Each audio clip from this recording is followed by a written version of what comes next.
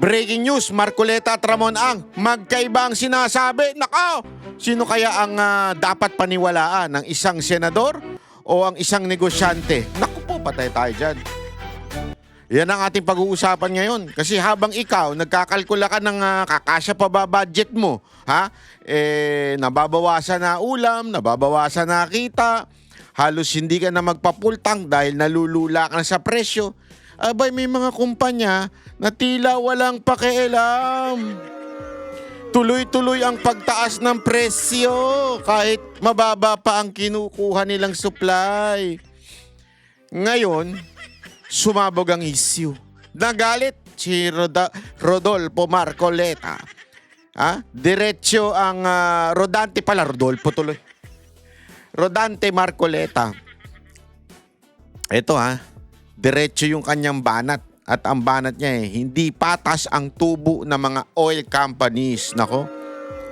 Gulit na tapat subalit. Sumagot si Ramon Ang. Ang sinasabi niya, hindi totoo yan. Isa kang sinungaling. Hindi, wala siya sinabing ganun. Basta sinabi lang niya, tutol siya o hindi siya believe sa sinabi ni Marcoleta. Nako, bakit kaya? Yan ang pag-uusapan natin. At dito nagiging delikado usapan. Sino nagsasabi ng totoo? May manipulasyon ba talaga sa presyo ng langis? O pinaglalaroan lang ang utak ng mga Pilipino? Pero ang mas nakakagulat, tahimik ang dapat kumilos. Sino yun? Tahimik ang dapat magkontrol. Sino yun? Sa gitna ng paghihirap na mamamayan, nasaan si Marcos? Wala pa po tayo maaaring tawaging oil crisis sa bansa. Kaya naman pala. Bakit parang walang pumipigil? May batas tayo dyan. May kapangyarihan ng gobyerno. Pero ang nakikita natin, hindi aksyon. Alam mo kung ano? Kundi politika. Hindi ito simpleng balita. Posible itong dahilan kung bakit lalong naghihirap ang Pilipino ngayon. Naku po, kailan kaya magigising ang mga kababayan natin? Kaya huwag kang aalis. Panoorin mo to hanggang dulo dahil baka ang akala mong normal na taas ng presyo, isang malaking panlalamang lang pala ng mga negosyante sa buong bansa. Nako. Ayan ang pag-uusapan natin ngayon mga kababayan. Alam mo, matindi itong usapin na ito dahil ewan ko na lang kung hindi ka apektado. Kahit hindi ka mahilig sa politika, kahit hindi ka mahilig sa news, sigurado ko apektado ka one way or another. Unless batugan ka na, sa kwarto ka na, tutulog ka lang. Tapos dumarating lang basta-basta yung pagkain sa sobrang milyonaryo ka na, bilyonaryo, anak ka ng congressman. O anak ka ng presidente, pwedeng ganon. Wala ka talaga, hindi ka apektado sa ganito. Pero tayong mga simpleng mamamayan, leche yan. Kaliwat kanan, apektado tayo sa taas ng presyo ng oil. Sa taas ng presyo, alam mo, nagugulat ako.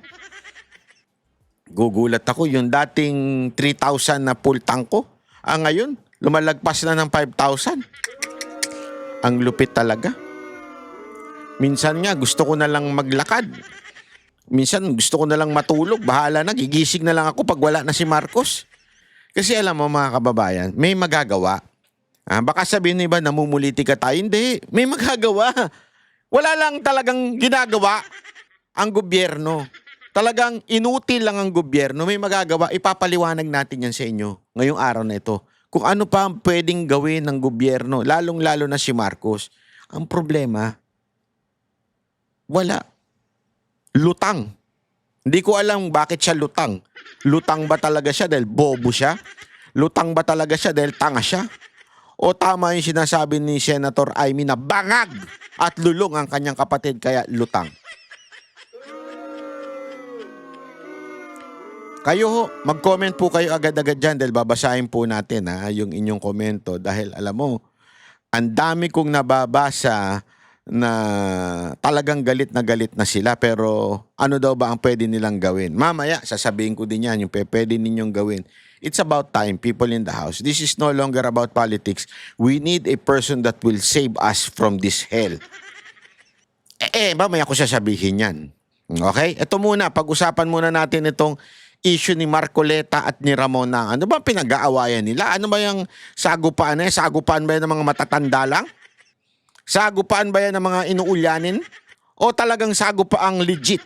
Sabi nga legit. Ano sabi ng isa? Legit daw.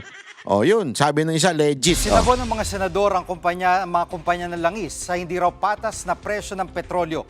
Live mula sa Pasig, nangunguna sa balita si News 5 Senate Correspondent Mayan Los Bañas. Mayan, bakit tingin ng mga senador unfair ang singil ng mga kumpanya ng langis?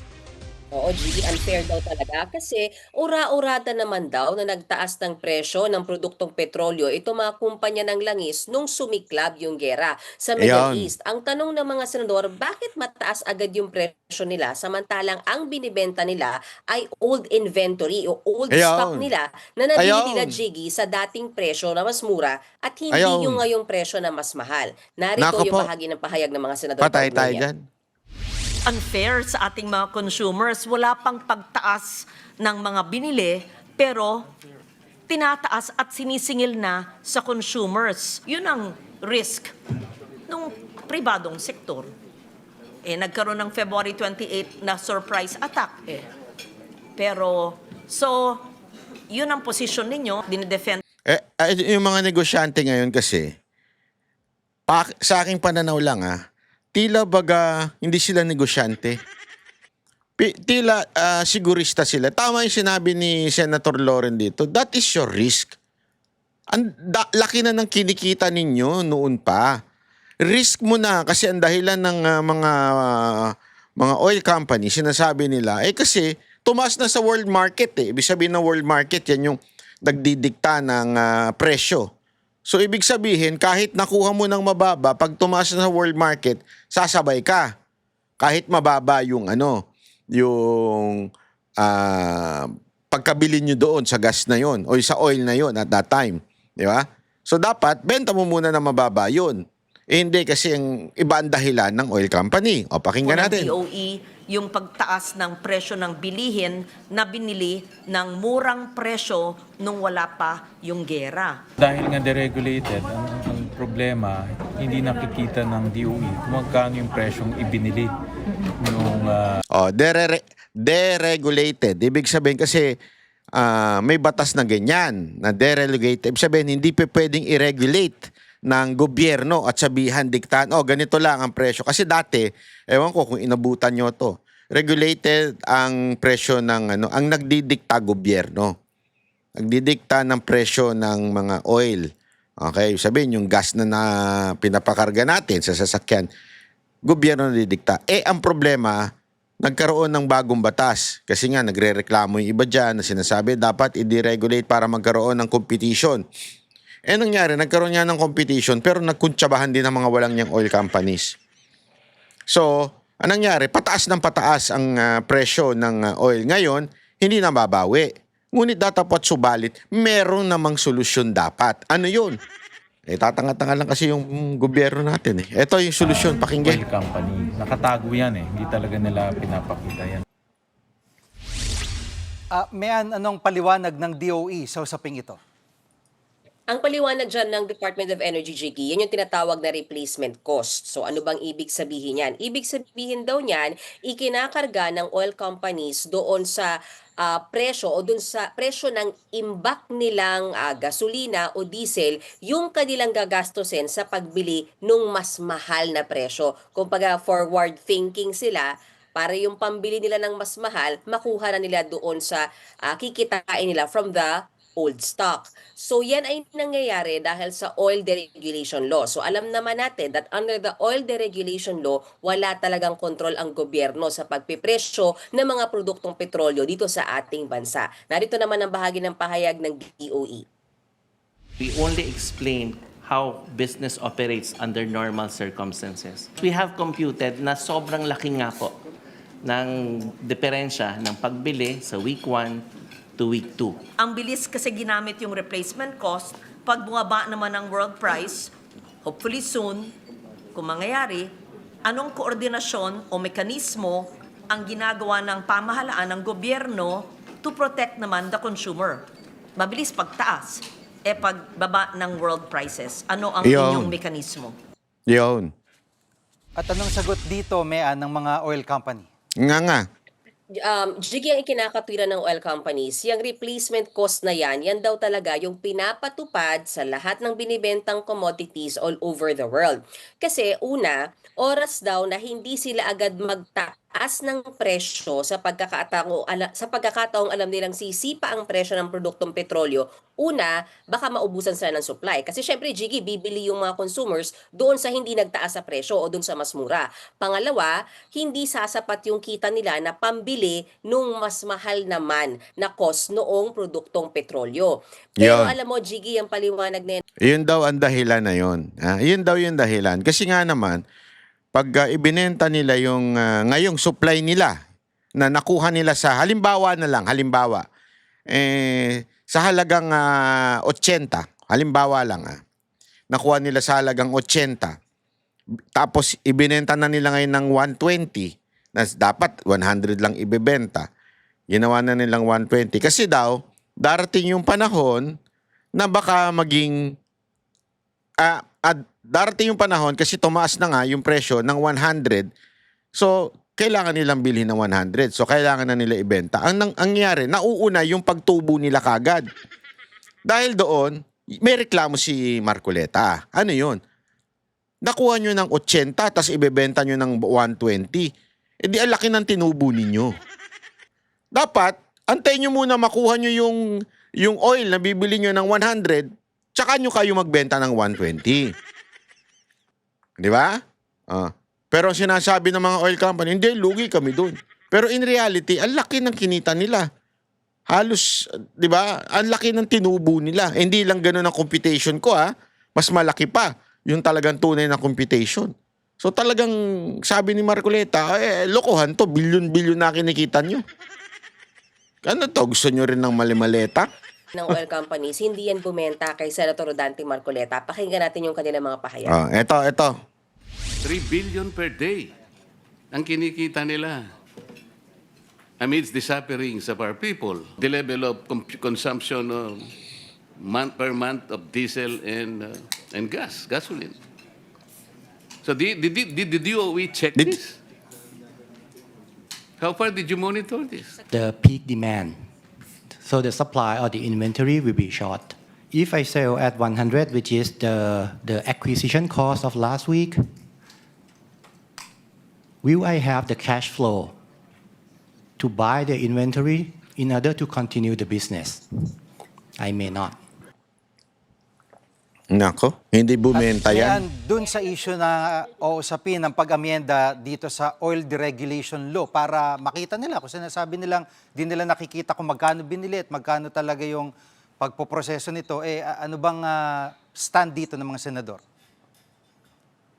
Pwede. May mga senador na gusto talagang isulong na yung oil deregulation law at nangunguna na dyan si Senate President Tito Soto. Pero alam naman natin, Jiggy, kapag inaamyendahan ng isang batas, hindi yan ganun kabilis kasi magkakaroon ng committee level hearings, committee reports, tsaka pa yan pag-debatehan sa plenaryo. So isa sa mga nakikitang solusyon nila Senator Win Gatchalian, baka pwedeng aralin na magpataw ng windfall tax sa mga kumpanya ng langis. So ano ba yung windfall tax? Sa madaling sabi, Jiggy, yan ang buwis na pwedeng ipataw ng gobyerno sa mga kumpanya na Ito, ipapakita ko sa inyo yung paliwanag ni Marcoleta. Napakaganda ng paliwanag ni Marcoleta sa mga nangyari na to. Sino nga ayaw maniwala? Yung mga petroleum company, taga DOE, first time daw po nilang narinig yung sinabi yung yun. Na ano? So, anong masasabi mo, Nelson? First time, Sen. Matagal na ho yung training na yan. Pero matakin nyo sa tagal ho ng industriya na ito, ngayon lang nilang may nalaman na meron pa, pwede pala makabili sa Singapore. Baka naman ang ibig nilang sabihin, ngayon lang nila nalaman na merong isa na kaya niyang alamin kung ano talaga ang presyo.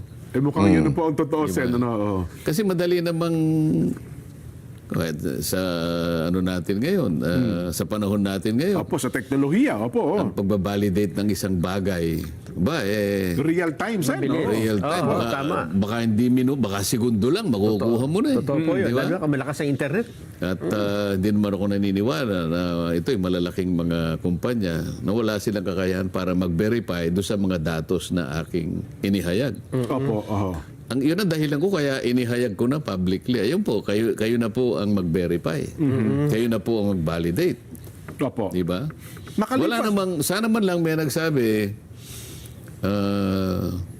with all due respect, Senator Opo. Nelson Lubao, Senator Suborjaga, I am disputing your data. Ayun, ganun sana. Oo. Di ba? Para, wala eh.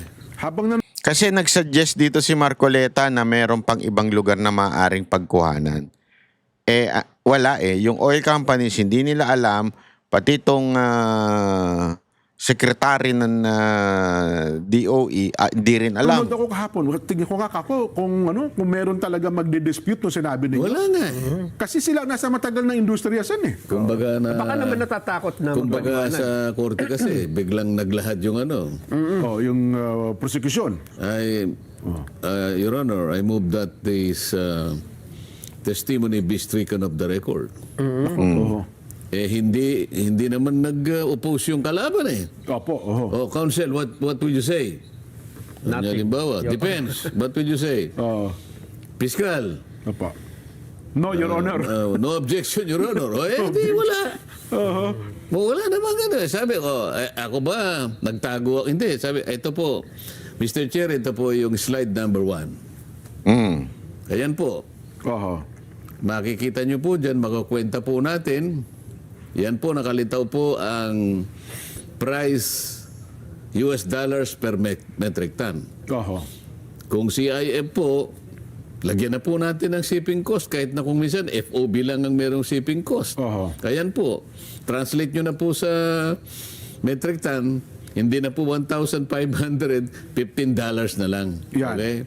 Andyan na po yung map, Singapore, $1.71. Opo. Ngayon po, dahil kinonvert na po natin sa liters, tsaka po yung 60 pesos is equal to $1. Opo. So 540 plus 15 plus 1.71 times 60 divided by 1,180, tingnan po ninyo 35 pesos lang.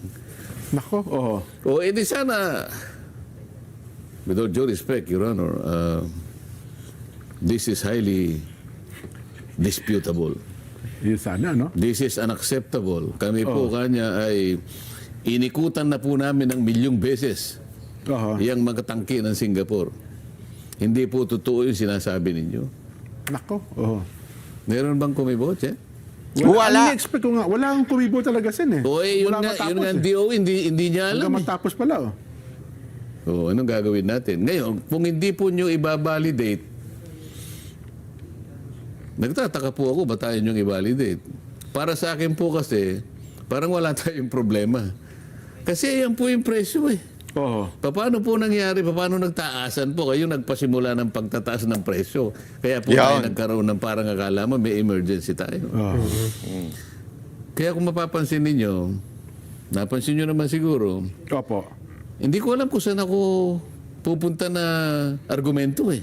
Kung sasama ako doon sa pinag-uusapan, anong mangyayari sa mga drivers?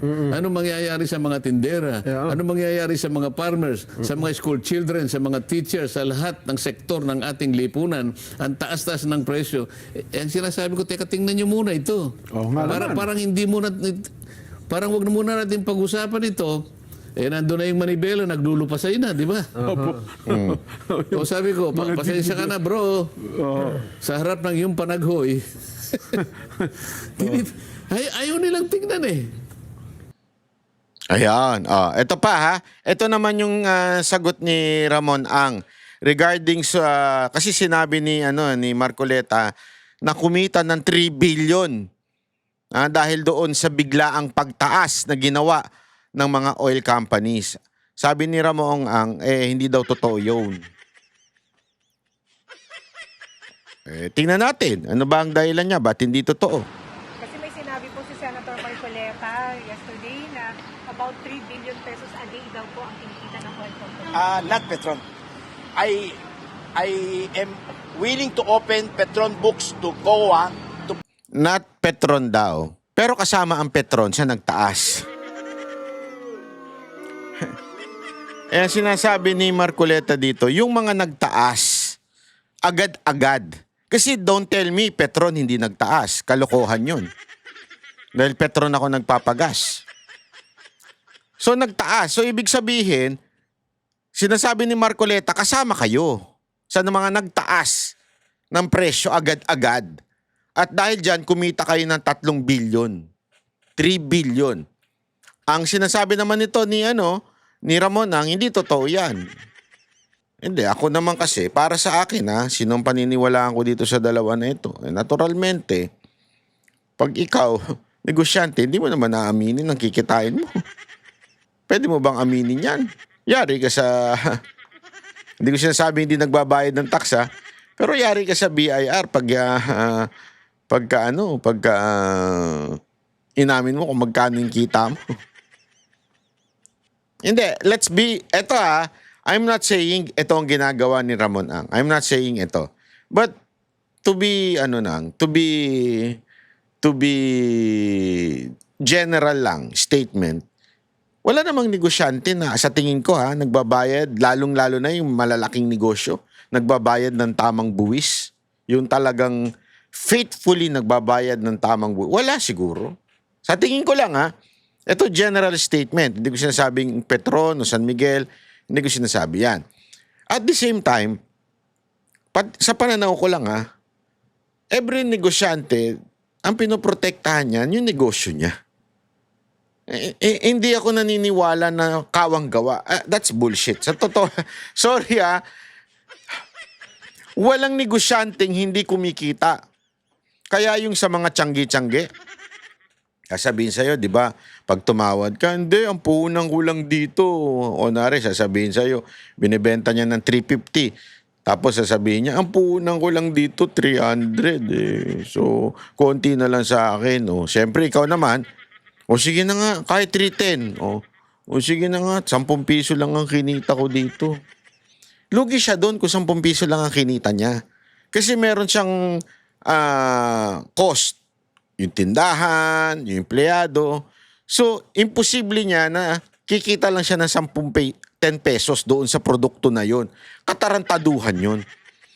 Walang negosyante nga sa sige na nga, kahit kumita na lang ako ng 10 piso. Meron pa nga dyan, mga negosyante, sige na, break even na lang, 300, yan na talaga puunang ko. Bebenta ko na lang sa'yo kasi mabait ka naman. Tarantado, walang ganun. Ginagago ka lang nun pag sinabing ganun. Sigurado ko nakuha niyo yun ng 100, 150. Tapos pag alis mo, kunwari malungkot pa, papagpagin, may pagganong-ganon pa yan. Pero sa totoo lang, kalahati kinita nun. Kasi wala naman negosyanteng magne-negosyo tapos ipamimigay na lang ng 10 piso lang ang kita o break even lang. Walang ganun. Di ba? Kalokohan yun. Kaya, on this area, pasensya na, Mr. Ramon Ang, mas hindi ako naniniwala sa inyo this time. Doon siguro, kasi hindi naman magsasalita si Marcoleta nang walang datos. Bakit niya sasabing 3 billion? Lahat ng mga, hindi naman niya pinatukuyan itong Petron, pero lahat ng oil company na nagtaas kagad kahit hindi pa dapat magtaas. Kasi supply pa nila ay galing dun sa mura presyo. Public scrutineering. Wala po kaming gustong i-take advantage na kita, especially during the crisis. Pag tinignan mo yung Petron, ang sales revenue po, 800 billion a year, 700 billion a year. Magkano yung income? Ganun lang po ang income. 6-7 billion a year in the Philippines. Ito medyo so pasensya na hindi ako naniniwala doon sa part na yun. Wala mang dinegosyo na kikita ka lang ng kaperanggot. Especially big companies. How will you survive kung ang kita mo lang kaperanggot? You will waste your time tapos kapiraso lang yung kita mo. Sorry eto, hindi naman sa Dilawan, Pinklawan o loyalista si Ramon nang wala. This issue lang ho ito Pag tama palakpakan, pag mali banatan. Medyo ko doon medyo duda ako doon sa ganong klaseng pahayag. Mas kikilingan ko naman si si Marcoleta dito sa issue na ito. Naniniwala ako na medyo ang laki kasi imaginein mo ha.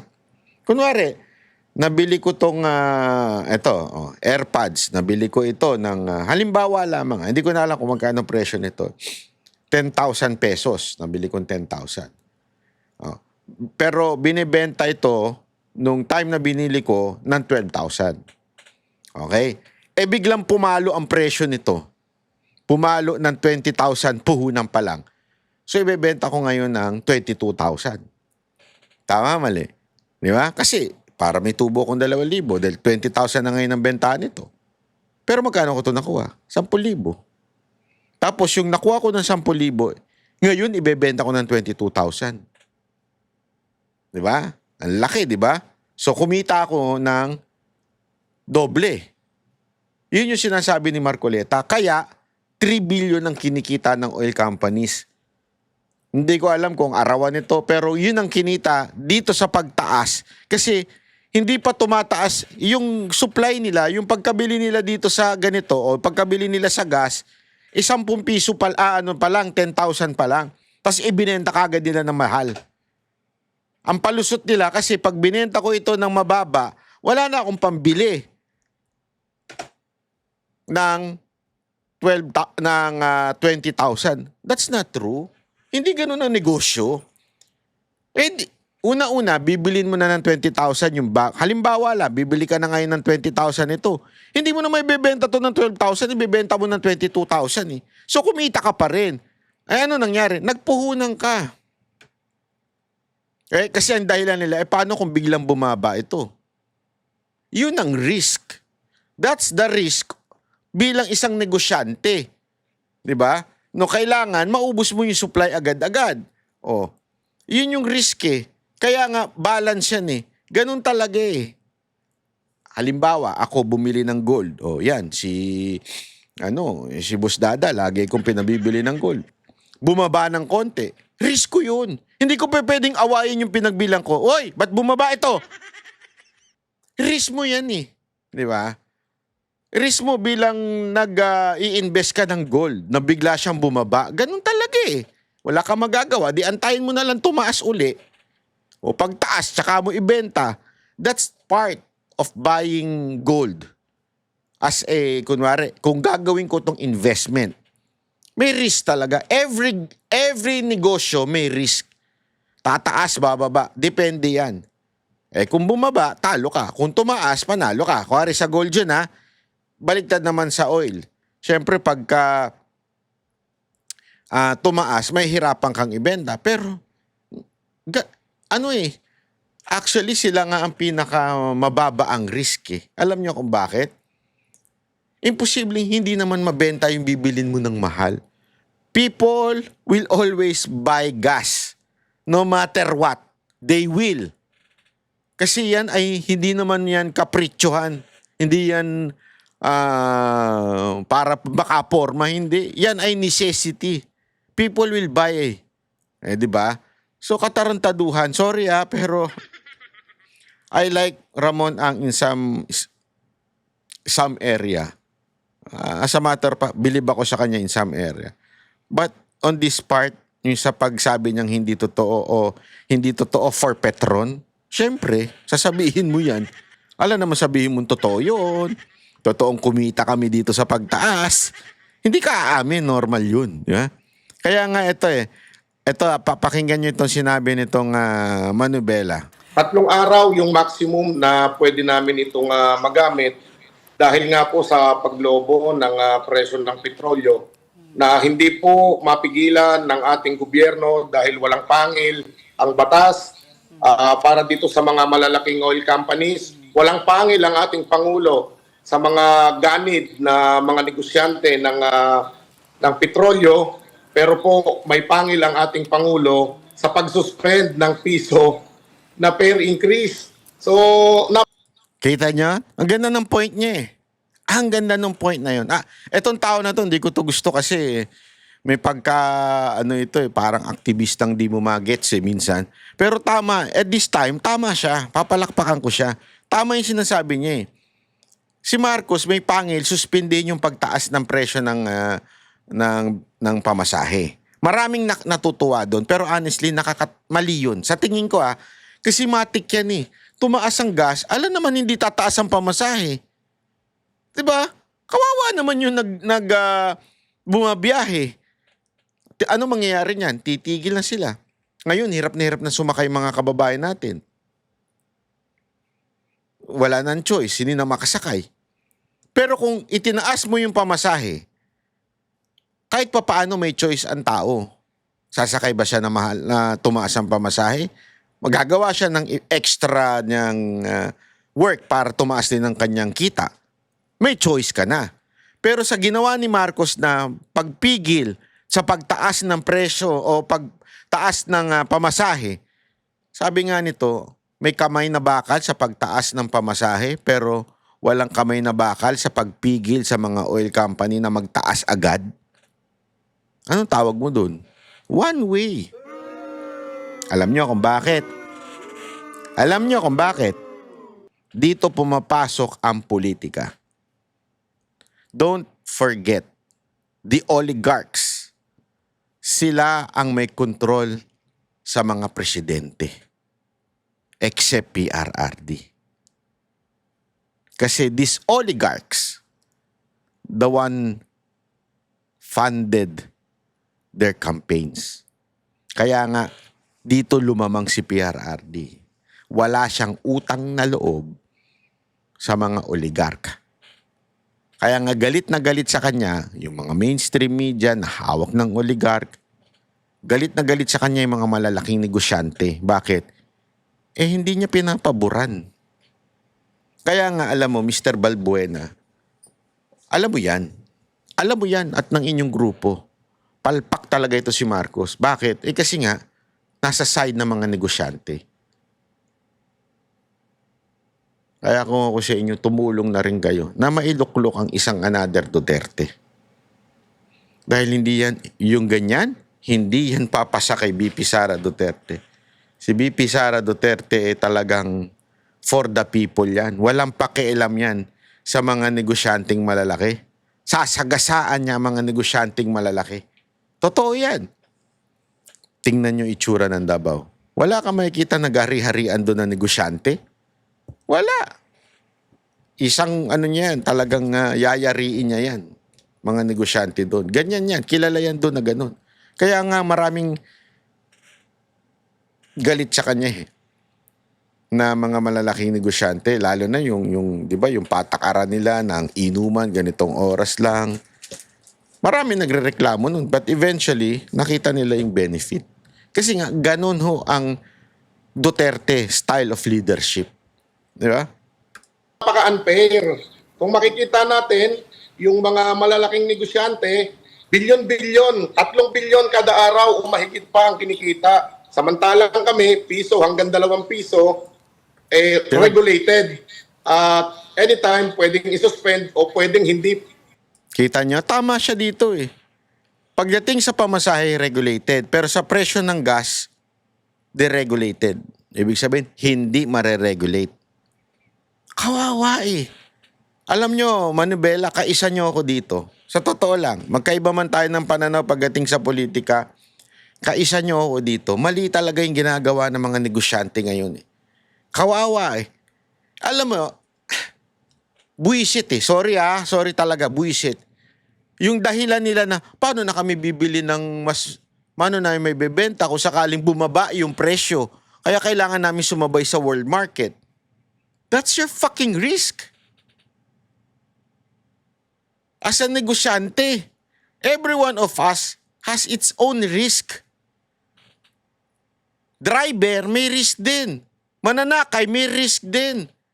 Kayo lang ang ayaw mag-risk, mga puki ng ina nyo. Sorry pero that's the truth Kayo, ang laki na ng kinikita ninyo, masaya kayo, happy kayo, mayaman kayo, ayaw nyong bumaba. Kawawa ito mga to Alam mo ako, bullshit ako. Sorry bullshit talaga ako sa mga jeepney driver. Marami diyang kamote, putang ina ayaw tumabi sa daan. Pag magpapara sa gitna ng daan, Alam niyo yan, mga jeepney driver, ilang beses kong pinupuna yan. Pero this time, mali talaga yung mga negosyante. At tama itong mga public transport na ito. Banatan natin sila pagka kamote sila. Pero this time, tama sila eh. Tama sila, lugi. Yung gobyerno kinokontrol yung kanilang pamasahe, pero yung gobyerno hindi kinokontrol ang taas ng presyo ng gasolina. Anong katarantaduhan yun? Eh kaya naman eh. As a matter of fact, nasa Republic Act natin yan. Meron niya na batas na we can, even if hindi natin ma-deregulate yung hindi natin makokontrol yung presyo ng bilihin. Nakalagay pa nga doon, kaya nating i-take over. Pwede nating i-take over. Pag hindi sumusunod, we can take over. Kaya ng gobyerno yan. Nasa kapangyarihan ng gobyerno. Alam mo kung si Duterte to? Sabi ko sa inyo kung si Duterte to. Isang salita lang niya. Tangina nyo, pag di kayo bumaba ng presyo, kukunin ko yan. Di ba? Yan ang sinabi niya sa Meralco noon eh. Taalala nyo? Ayaw nyo. O sige, pasasabugin ko yan. Kailangan natin ng ganung presidente. Ang problema kasi, sorry Balbuena, pinagre-resign nyo lang yung sekretary. Ang pag-resign ninyo si Marcos. Mga driver dyan, makinig kayo na mabuti sa akin. Kahit anong pagpaparesign nyo sa sekretary, pag nag-resign, walang mangyayari. Ang pag-resign ninyo si Marcos. We need a change of leadership. We need a change of president. And whether you like it or not, VP Sara Duterte can solve the problem. That's the truth. May kamay na bakal yun. Kung ayaw nyo mamulitika, kung ayaw ninyo dahil galit sa mga makakaliwa o galit sa mga terorista itong si VP Sara Duterte, bahala kayo sa buhay nyo. Pero maniwala kayo sa akin, si VP Sara Duterte para sa inyo yan. Para sa sa mamamayang Pilipino. Talagang payak ang buhay nun eh.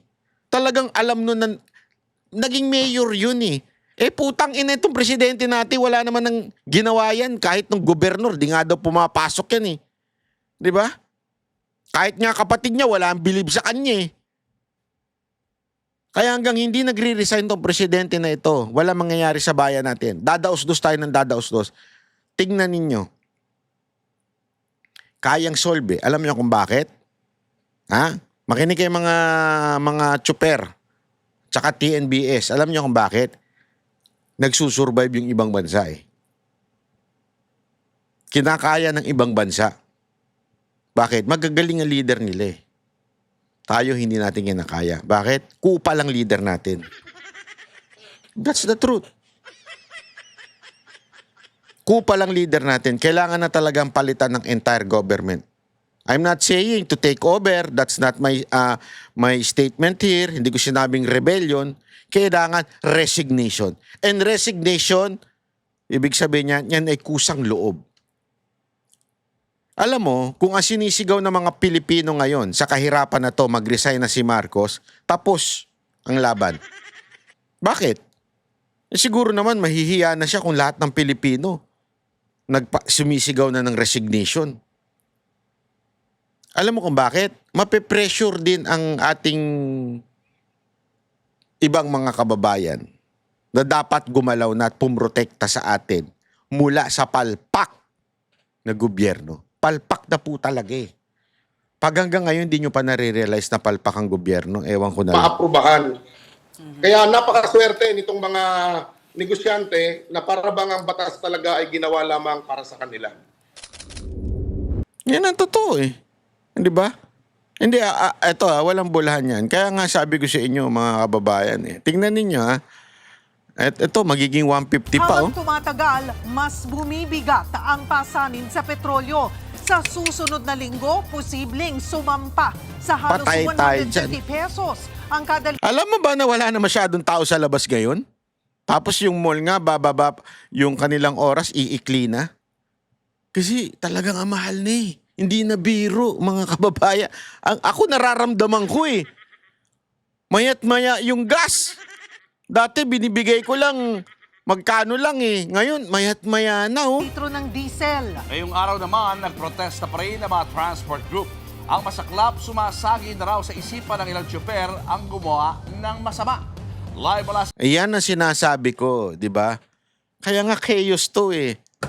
Ako, hindi ko ini-encourage yan ha. Dapat talagang hulihin pa rin at bantayan ng kapulisan niya. Pero matutulak talaga yung mga kababayan nating gumawa ng masama eh. Kaya mag-iingat kayo mga kababayan. At saka sa mga tsuper naman natin, huwag nyo gawin pag kayo nahuli. Lalo lang bulilyaso ang pamilya ninyo. Huwag nyo gagawin. Huwag nyo tangkain. Mendiola. Nasa frontline na balitang yan si Reynel Pawid.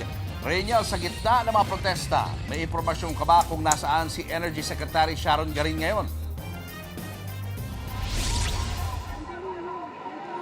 Julius Cheryl, sa ngayon ay wala pa nga tayong impormasyon, no, at hinahanap din siya nitong ang grupo ng mga tsuper. Kaya naman ang sabi nila ay hindi raw nila ramdam yung sinasabi nga ng Malacanang na pagdodoble kayod ngayon nitong Department of Energy sa panahon ng krisis. Nila maniniwala lang sila o magkakakumpiyansa lang sila dito nga sa DOE kung makokontrol nito ng maayos ang presyo ng produktong petrolyo.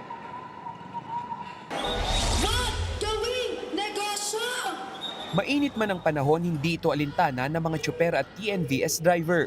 Sa ikalawang sunod na Biyernes, nagwelga sila sa Welcome Rotonda sa Quezon City, Maynila para tuligsain ang taas presyo ng langis. Sabi ng piston, sa Baguio City ay 141 na ang diesel. Ganun din sa Bicol. Kailangan natin hindi papatsip-patsing solusyon, ang kailangan natin long term. Una nang sinabi ng piston na handa silang palawigin ang mga tigil pasada hanggang Mayo.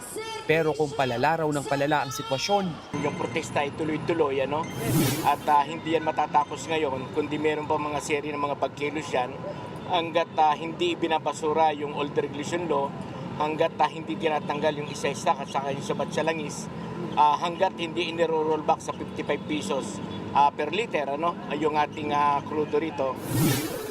Ang grupo naman ng mga TNVS driver on board na rin sa mga ikakasapang tigil pasada. Panakalakang pag-offline, so yun na rin po yung pinaka-version namin ng pagtigil pasada. Kahapon, ipinanawagan ng transport group na magbitiw sa pwesto si Energy Secretary Sharon Garin na wala raw ginagawang aksyon sa pagsirit. Yan yung sinasabi ko, hindi ko maintindihan. Yan ang pagbibitawin nyo. Ano sa tingin ninyo? Mapapalitan na maayos? Common sense naman. Ayaw nyo kasi kay Duterte. Yan ang problema sa inyo. Kaya tiisin nyo yan si Marcos. Hindi, kasalanan nyo rin. Sa totoo lang. Kayong mga aktivista, kasalanan nyo rin. Ayaw nyo pagbitiwin si Presidente. Dahil ayaw nyo kay BP Sara. So kasalanan nyo, tiisin nyo na lang yan. Yan ang totoo. Tiisin nyo. Ng presyo ng petrolyo. Pero sinalag ng Malacanang ang mga hirit na tila natutulog sa kangkungan ang Department of Energy. Ayon kay Palace Press Officer Claire Castro, wala nang tulog sa pagtatrabaho si Energy Secretary Sharon Garin. Alam nyo kung bakit? Ha? Alam nyo kung bakit? Ganyan ang tono niyan. Kasi Wala nga... pa po tayo maaaring tawaging oil crisis sa bansa. Ayun. Ngayon naman, nagtatrabaho daw si Garin. Ayun. Na hindi nga niya alam kung bakit yung sinasabi ni Marcoleta ay tama. Hindi niya alam yung kinikita ng oil company sa pagtaas ng gasolina agad-agad. Hindi niya nga alam na pwedeng kumuha sa ibang bansa aside from the Middle East. Tapos sasabihin mo, busy? Pero hirit ng piston. Hindi namin maramdaman yung sinasabi nilang trabaho. Sana maging active, at sana isa kayo doon sa magpapabasura dito sa old regulation law. Dahil sinasabi nyo mismo, nakatali ang inyong kamay sa provision ng batas. Kung nakatali ang inyong kamay sa provision ng batas, walang saysay para manatili pa yung batas. Sinusubukan namang kunin ang pahayag ni Garin na huling nakita sa pagdinig ng Senado ngayong linggo. Ang ilang mga tsuper halos mawala na raw sa katinuan sa kakaisip kung paano kikita. Baka habang bumibiyahe, matuto namang istat sa mga driver para madagdagan yung sahod. Huwag naman ganun. Minto, na wala naman mangyari, wala kikitain, ikakamatay ko na talaga to. Ayon sa No to Oil Price Hike Coalition na kinabibilangan ng piston at manibela, hihiling sila ng 5 pisong taas pasahe sa LTFRB. Ipapail natin bago matapos itong buwan ay ipapail natin sa LTFRB. Hindi sa usapin na para gumanda ang buhay ng ating mga driver at mga operator, kundi matugunan yung mas malaking halagang nawala, nakita. Una nang inaprobahan ng LTFRB ang pisong provisional fare hike sa mga jeep, pero agad namang binawi ng Pangulo.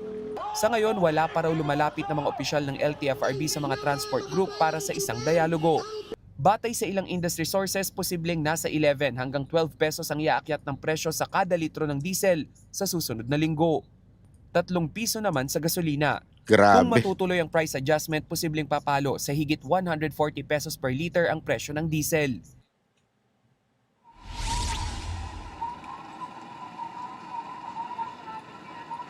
Julio, Cheryl, kung kagabi nga ay sumakay tayo dun sa isang traditional na jeepney. Ngayon naman nasa modernized jeepney tayo at yung ilan nga dito na mga tsoper ay namumroblema na rin dahil bukas nga posible pang pumalo sa nasa 150 pesos per liter yung, Grabe. yung diesel nga. So ayan din yung burden sa kanila sa ngayon. May ilan sa mga commuter gaya ni Tatay Tay, pangalan nyo?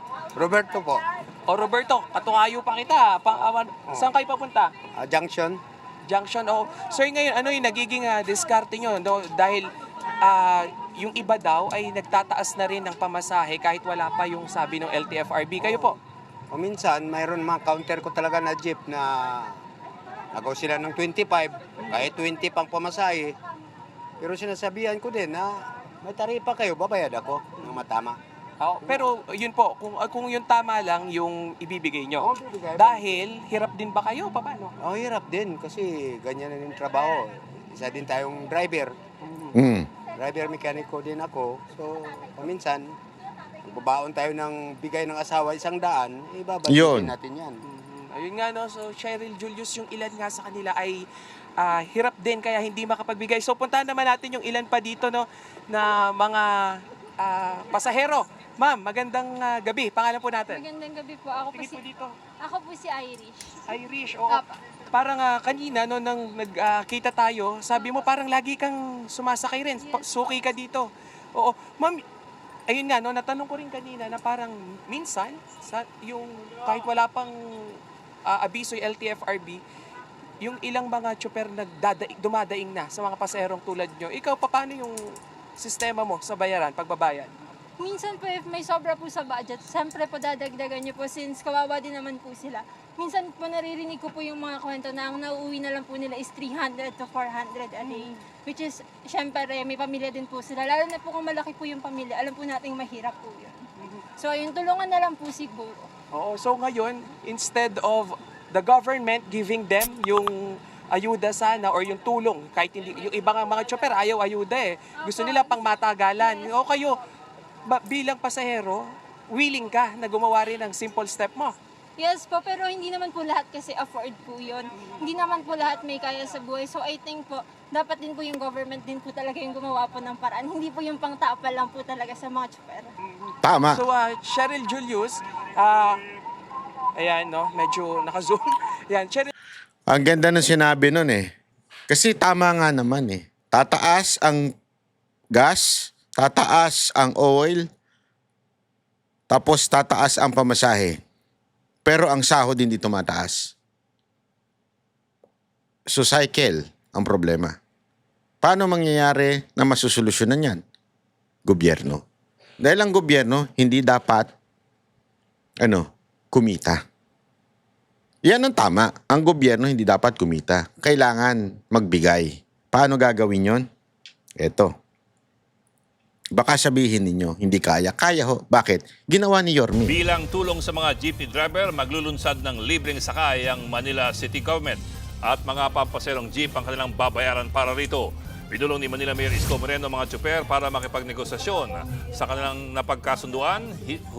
Higit kumulang 3,000 piso kada araw ang matatanggap ng bawat tsoper. Depende po sa unit. Malaking bagay ito para sa mga jeepney driver.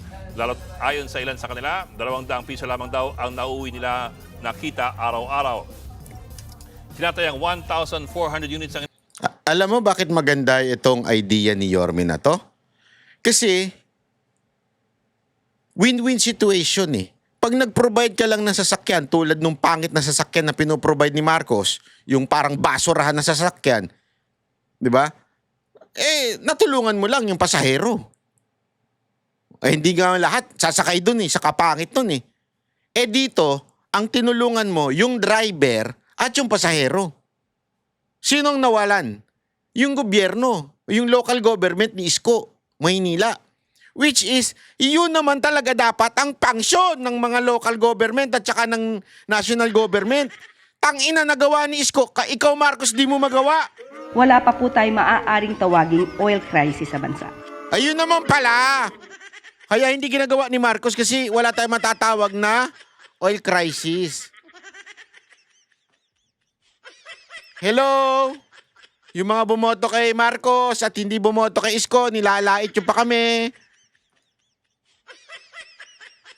Di sising-sisi kayo ngayon, di ba?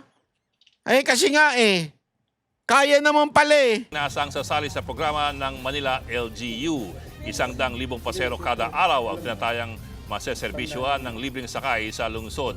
Wala pang petsa kung kailan magsisimula ang libreng sakay sa mga pampaserong jeep sa Manila. Hihiramin ko yung mga jeep at driver, garantisadong bayad. Yun. Araw-araw, Ayun. may kita ang operator, Yun. may kita ang driver, tiyak na Tangina, kita. ito yung sinayang nyo At higit sa lahat, walang kailangan bayaran ang ating mga mananakay. Mga kapatid, yan yung sinayang nyo Anong masasabi mo, Auntie Claire? Wala pa po tayo maaaring tawaging oil crisis sa bansa. Ayun naman pala. Mali ka naman pala, Yorme. Wala pa tayo matatawag na oil crisis. Ay, nako, susme. Susme.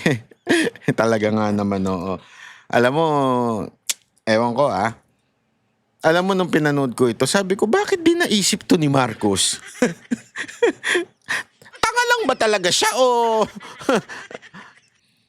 talagang sabog tulad ng sinasabi ng kanyang kapatid? Hindi, ako nagtataka talaga ako Kasi, alam mo yon, ito yung solusyon Ito na. Simpleng solusyon yan Hindi mo naisip yan, Marcos, tas naisip pa ng isang mayor. Ano ka? Tanga? Sorry Ay nako. Anyway mga kababayan, meron ako isang topic lang dito na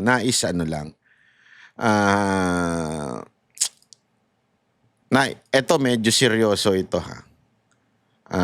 medyo wait lang Ayoko kasing actually ayoko sana itong pag-usapan dahil napaka-sensitive nito.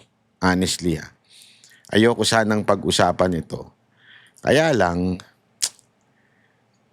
importante. Napaka-importante kasi sablay na sablay. Nung may sinend sa akin video, yung isa kong kaibigan tungkol dito sa tao na ito. Kaya lang kasi kilala ko itong tao na ito na ano lang ito nagpapapansin, umiepal kasi gusto lang ng traction o engagement sa social media. Ako, sa totoo lang, to be honest, ako hindi ko na pinapansin to kasi walang kwenta ito. Ito nakalaban natin ito nung during pandemic. Ito yung kumaalala ninyo, binansagan natin itong Dr. Quack. Kasi masyadong nagmamagaling nung pandemic. Kahit ano naman siya, kahit hindi naman niya specialty. Ang specialty niya magmasahe. Ay, hindi pala. Sorry, mali. PT siya, PT. Putang ina. Mali din. Hindi pala. Iba pala yung PT. Physically tanga. Mali pa rin. Ano ba yan? Sorry naman. Physical therapist. Hindi siya doktor doon sa supposedly sa lungs, pero nangingialam ito nung panahon ng COVID. Tapos nag-send nga sa akin ng video na binabanatan daw ako ko dahil ngayon recently lang dahil sa pagsuporta ko kay Pangulong Duterte at pagbanat ko sa mga media. Hindi ayokong pansinin kasi alam ko na karakas ito, ipapansin to eh. Ito yung taong sobrang papansin. Kasi wala nga ito eh, walang kwenta ito eh. Kaya nagpapapansin to. Kaya lang nung tapos after nun, di ko na pinansin, di ba? Ilang araw na lumipas. Kaya lang may napanood akong bagong banat niya. Hindi na ako binabanatan. Pero dapat yung marinig at dapat yung maintindihan, hindi ho lahat ng Kristiyano ganito. Sana ho, kung may nakikinig tayo mga Muslim dyan, pakinggan nyo ho ito. Gusto ko lang sabihin sa inyo na hindi po ganito ang lahat ng Kristiyano. At duda nga ako kung Kristiyano ito. Bakit?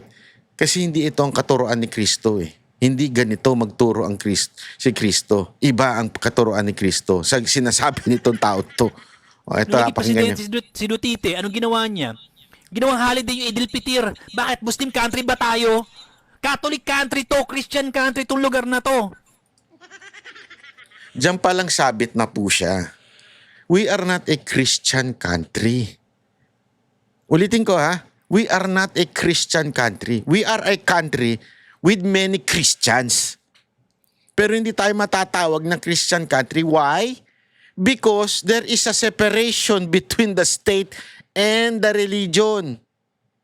May separation sa ating batas sa state and the religion. We cannot apply the law of the religion sa law ng state. There is a separation between them. Nagkataon lang that we are a country majority Catholic. But we cannot say and hindi bigyan halaga ang mga ibang relihiyon. Kalokohan ho yun. That's discrimination. Kaya binabanatan niya dito si Pangulong Duterte dahil daw ginawang holiday. Ewan ko siguro noon pa ito.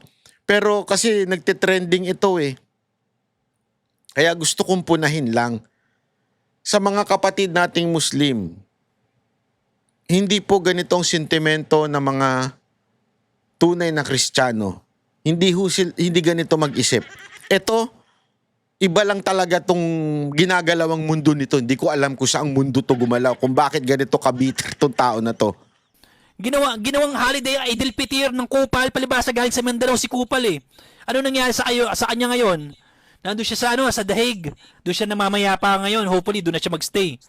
Huwag niyo akong ginagago. Huwag kayong magtapang-tapangan dito. Hindi niyo lugar to. Pilipinas to. Christian country to. Kung gusto niyo ng So, wag daw kayo magtapang-tapangan mga Muslim.